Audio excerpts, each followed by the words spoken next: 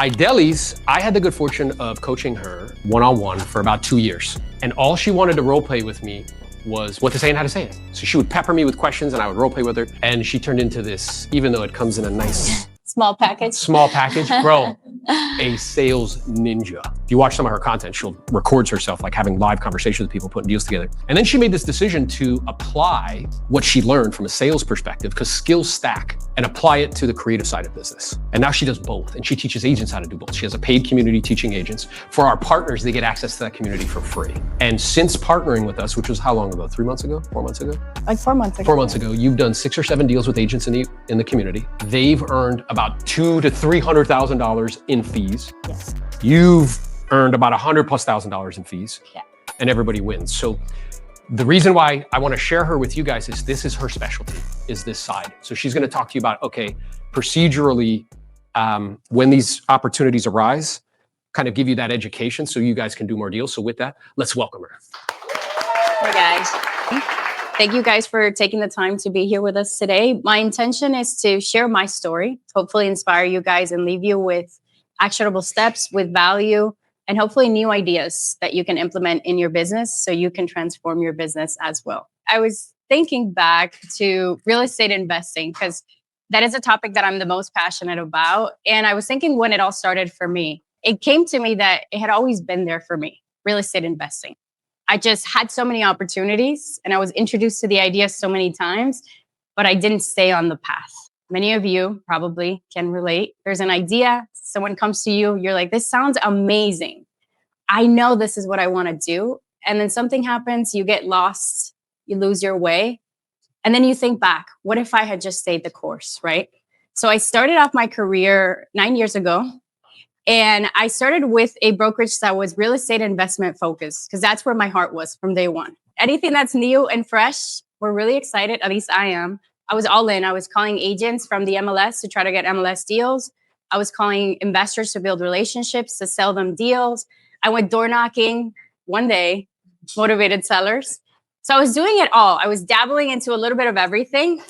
The key word is I dabbled. The reality is I didn't do anything consistently enough to really see results. Like any 24-year-old with a dream, I wanted to make a lot of money. But back then I didn't have the patience to see it through, or the discipline, or the consistency. I went another route. Zillow leads. So I found an easier way to make the money that I wanted to make. Or in that moment, I thought it was the easier path. I started working buyer leads. I had a little bit of money that I invested. And then I started closing buyer leads. And I made my first 6 figures closing buyers. Crushing it. I mean, I was balling. I was making more money than anyone in my family had ever made. I'm a superstar. For some of you that don't know my background, maybe you can guess by the name Aidelys. I'm Cuban and I was born in Cuba. I came when I was small. We are an immigrant family and we weren't poor, right? But I would say we were lower middle class. We had food stamps at some point. We were in Section 8 housing at some point. We lost our house during the mortgage crisis. We were lower middle class. So I had never made that much money. So I thought I had made it. This is it, the American dream. At the same time, I thought I had made it, but I was also working Monday through Sunday. I didn't take a day off for 3 years, the first 3 years of my career. My motto was speed to lead. The lead came in and I would meet them at the property to show the house, no matter what I was doing. So I was at church. Lead came in. Sorry, I have to go meet with this buyer. I was having dinner. Sorry, I got to go. I got to meet with this buyer. So that was my routine for 3 years. So I miss family events. I was chasing buyers, chasing money. I got burnt out where I wasn't sure if this is what I wanted to do. But money is addicting. I was making money. So I knew real estate was the way. I just didn't know how to do it the right way. So something had to change. What do I want to do with my life and my career? And is making money worth it if I have to do it this way? So I had that moment. And then someone came into my life, actually through an Instagram video, Mr. Aaron Novello. Yeah. And I hired a coach. I was fed up with buyers. I didn't want to do buyers anymore. So I hired a coach. And that's when I really developed a skill set in sales. I learned how to close on the phone, how to handle objections, how to deal with rejection, do a proper listing presentation, how to set expectations. So all my sales skills, the foundation I learned thanks to Mr. Aaron over here. And that stayed with me, right? Because once you learn that skill and you master it, Skills are the most important thing that you can have with you.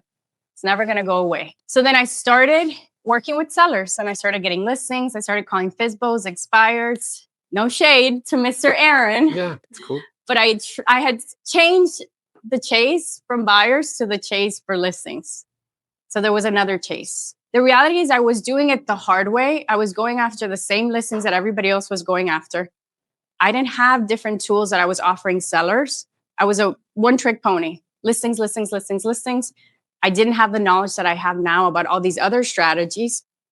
So yes, I was experiencing success. I was getting listings. Things had changed for me. I wasn't running around.